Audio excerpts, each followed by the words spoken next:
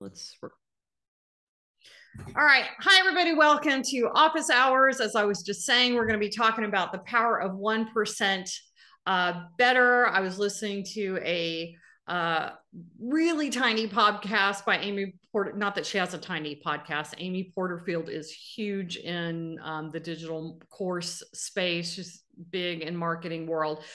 She did a whole podcast with James Clear, but she also had this little 5-minute snippet that I listened to this morning on my morning walk. And I guess I should ask you, are you seeing my screen or my notes?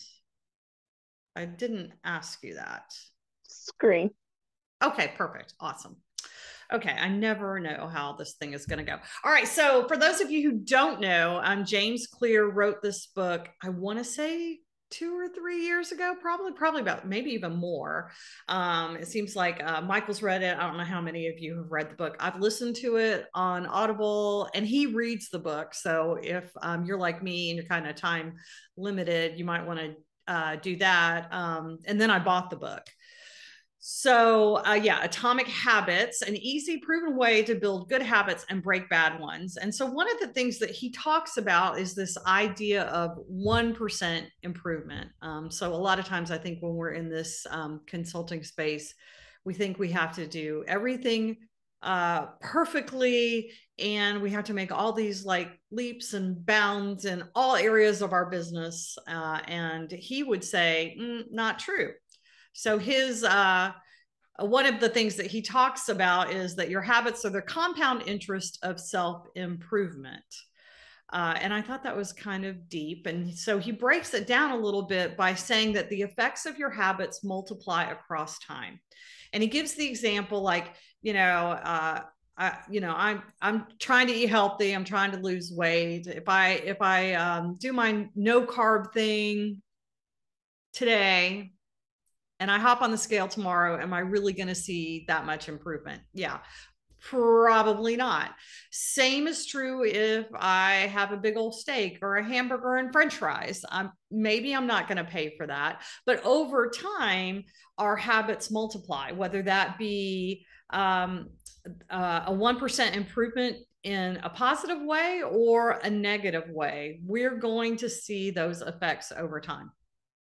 So that kind of got me thinking about what I have been tracking this year. And for those of you who've been with me on Office Hours for a while now, or at least since January, if you were in January, maybe even December, it was definitely January, I asked you to set a revenue goal. We've been talking about strategic ways that you're going to attract your ideal customer. What goals, what strategic goals do you have? So I thought it might be interesting. You might find it interesting to talk to let me share with you some of my goals. So one of my goals, I started a podcast about a year ago, and so my first goal was to get 1,000 downloads. And these are some of the goals that I track with my business coach. And she does have a new program out for evaluators. So if you're interested in that, holler at me and I'll tell you what I know. But Tracy has been really great for my business, really helped me shift my business. But anyway, so one of my podcast goals was to get 1,000 downloads. So I checked last night. This is where I am. Okay, so I'm not Joe Rogan. I don't have 10 million people listening to me, and I don't talk for 3 hours. But I also don't say wrong things about COVID. So there's that. So I have 1,700-ish, almost 1,800 downloads. So I've met my goal. Woohoo. So my next goal is to get 3,000 downloads. So, hey, help a girl out. If you like my podcast, please like and share it. That really helps. Shameless plug there. All right. And so then I have this little mini course, which is my free offer. And golly gee, I think my goal here is like, I think it was 100. All right, let's see how I'm doing. Terrible. Okay, so I have 32 downloads of my mini course. It actually says 36, but it's me, my husband, my office manager, my research assistant. They don't count. So it's really 32. And so some of the things that we've talked about with on on office hours is when you've got a strategic goal, you actually have to be doing all of the things that lead to achieving that goal. Think about it as a logic model, if you will. What are the short and intermediate outcomes that is going to get me to that, those 100 downloads? And of course, the free mini course is really where I'm trying to attract folks, because I want to lead them into my powerful evidence course that I'm in the process of developing. So not doing super great here. And then here's my email list. So my email list is at 267, and emails are funky. They go up and down. You have people subscribe and unsubscribe. My goal here is 300, and I think I've shared with you on a previous episode when we were talking about my biggest mistakes. So my biggest mistake, one of my biggest mistakes, is not collecting emails right off the get-go. Yeah, because I have I don't know. I'd have to look. I'm probably lying, but it's I don't know, 3,000 connections on LinkedIn. I don't know. It's a lot. Or in my Outlook contacts, but my pitiful little, email list. It's a slow slog, is what I'm learning for all of these things. So then that got kind of got me thinking about my daily habits. And weekly habits, and then yearly habits. So my daily habits is I get up every morning. Coffee is the first thing before anything else. I admit it. It's coffee. And then it's a walk. And usually on my walk, I'm listening to a book or a podcast, something like that. Then I have my prayer and my quiet time. Then I eat breakfast, and then I take a shower and get started. And I'm usually at my desk by 9 o'clock. So those are kind of my daily habits. I'm trying to break the habit of checking emails every single minute. That's a habit I'm trying to break, because we have positive habits and negative habits, right? So that's kind of my daily habit. And my weekly habit. So probably the one that would be most interesting to you is that I email my little tiny baby list every week, almost every week. Rarely do I miss.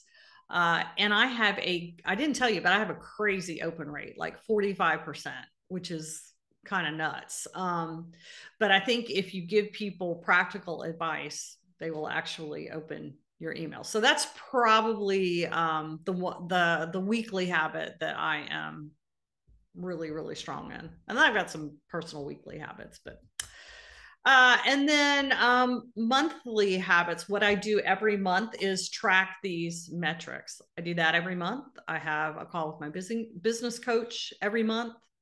I have client calls with all of my clients, either me or one of my senior consultants every month. And I look at my numbers every month. And then yearly habits is I go to AEA. And I go to the Summer Institute when we're not in the middle of COVID. So professional development, definitely a yearly habit. I have a budget for professional development, and I spend it. So James says the difference in something that is better or 1% better or 1% worse is pretty insignificant on any given day. And that it's only 2 or 5 or 10% later that we're going to start to see the payoff. So the lesson for us then is consulting is not for the faint of heart. If you go in this and land your first contract and you made $100,000, more power to you. Good for you. That's really rare. That this is it's pretty much a slow slog, whether you're trying to build an email list or build your bank account. You really have to think of this work as a marathon. And it really is those habits of setting your strategic goals, putting yourself out there, doing all the network, all the things. So we're going to be talking about your struggles in a second, but I wanted to share, see, I did it again. Forgot to change that. 5.5 tips. So set your goals. Okay, this should sound really familiar to all my evaluators. Choose your indicators, track your results, make adjustments, right? Like my mini course, I'm not really promoting that. Maybe I could do more than just have it on as a landing page on my website, or occasionally posting about that. Give yourself grace when you screw up. I screw up on any given day. Was looking at one right before I came on office hours, and then rinse and repeat, right? It's the nature of evaluation. So we're going to let you have your turn in a second. And I want you to always share an accomplishment you're proud of, a place where you're stuck.